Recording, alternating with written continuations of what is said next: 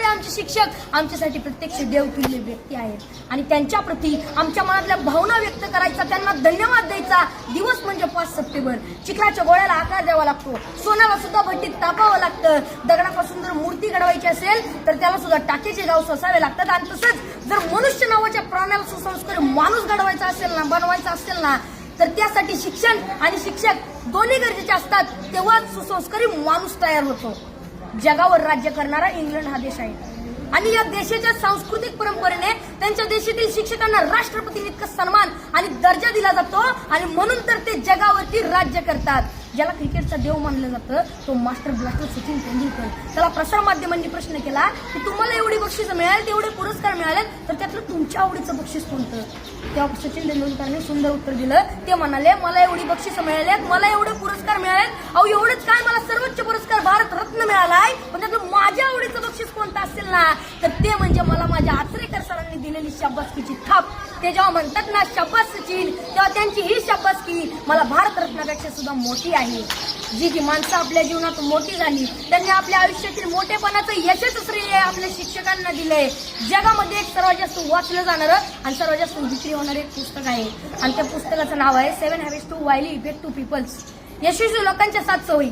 आणि हे पुस्तक लिहित असताना ते लेखकाने जवळजवळ 3000पेक्षा जास्त यशस्वी आणि सर्व क्षेत्रातील लोकांच्या मुलाखती घेतल्या होत्या. तर त्यामध्ये जवळजवळ प्रत्येक यशस्वी लोकांनी आपल्या यशाचं श्रेय आपल्या शिक्षकांना दिलंय.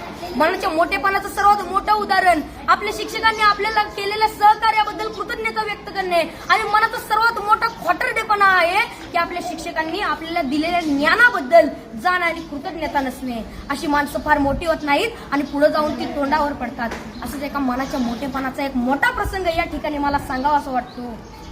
एकदा डॉक्टर बाबासाहेब आंबेडकर इंग्लंडवरून भारतात येत होते. ही बातमी त्यांच्या कार्यकर्त्यांना, त्यांच्या आयोजकांना समजली. त्यांचे कार्यकर्ते बाबासाहेबांच्या विमानाची वाट बघत विमानतळावरती थांबले. बाबासाहेबांचं विमान 2-3 तास लेट होणार होतं, पण तरी सुद्धा त्यांचे कार्यकर्ते त्यांच्या स्वागतासाठी त्यांची विमानतळावर 2-3 तास वाट बघत थांबले आणि 2-3 तासानं बाबासाहेबांचं विमान विमानतळावरती लँड झालं. बाबासाहेब खाली उतरले. बाबासाहेबांचे सर्व कार्यकर्ते बाबासाहेबांच्या दिशेने पळत सुटले. ढोल ताशे वाजू लागले. बाबासाहेबांच्या घोषणांनी आकाश दुमदुमून गेलं. बाबासाहेब आप आगे बढ़ो, हम तुम्हारे साथ है, बाबासाहेबांचा विजय असो अशा घोषणा देत होते. कोण बाबासाहेबांच्या पायात पडत होतं तर कोण त्यांना हार घालत होतं. बाबासाहेबांची नजर समोर गेली तर समोर बसलेला एक म्हातारा माणूस मात्र बाबासाहेबांचा हा कौतुक सोहळा अतिशय प्रेमाने पाहत होता.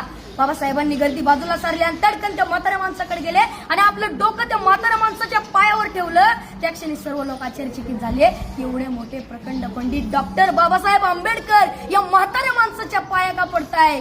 त्या क्षणी बाबासाहेब म्हणाले, हेच ते केळुसकर गुरुजी ज्यांनी मला माझ्या लहानपणी शिकवलं.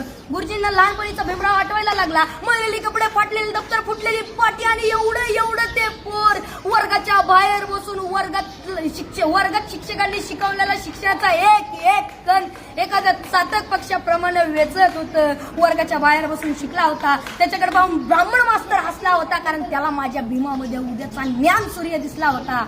डॉक्टर बाबासाहेब आंबेडकरांना केळुसकर गुरुजींवर प्रचंड प्रेम आणि श्रद्धा होती. मला या ठिकाणी म्हणावं असं वाटतंय, घरट्यातून पिलू उडावे घेऊन दिव्य शक्ती, आकांक्षाचे पंख असतात आणि उंबरठ्यावर भक्ती. तसंच आपण आपल्या आयुष्यात किती जरी मोठं झालं, किती यश संपादन केलं, तरी आपण आपल्या शिक्षकांना आणि आपण आपल्या शाळेला कधी विसरलं नाही पाहिजे. एवढं बोलून मी माझ्या भाषण संपवतो. जय हिंद. Very good.